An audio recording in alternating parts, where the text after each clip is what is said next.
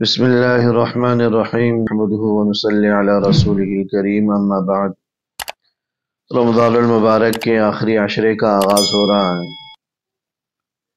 رمضان المبارک کے آخری عشرہ بڑا قیمتی ہے۔ حضور نبی اکرم صلی اللہ علیہ وسلم کا معمول حضرت سیدہ عائشہ رضی اللہ تعالی عنہ فرمایا کرتی تھی کہ جب رمضان کے آخری عشرے کا آغاز ہو جاتا کان رسول اللہ صلی اللہ علیہ وسلم شد میسرہ، اب اپنی کمر کس لیتے تھے، وَأَحْيَا لَيْلَ، اور اپنی راتوں کو جاگا کرتے تھے، وَأَيْقَظَ أَهْلَهُ، نہ صرف یہ کہ خود جاگ کر عبادت کرتے تھے بلکہ گھر والوں کو بھی آخری راتوں میں، آخری عشرے کی راتوں میں جگایا کرتے تھے تاکہ وہ بھی عبادت کریں۔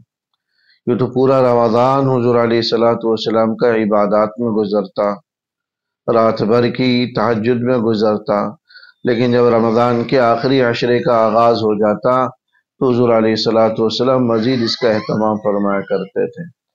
اس لیے رمضان کی اس آخری عشرے کے ساتھ ہمیں بھی کمر کس لینی چاہیے اور عبادات کا مزید ذوق و شوق کے ساتھ، جذبے اور ولولے کے ساتھ کرنا چاہیے اہتمام۔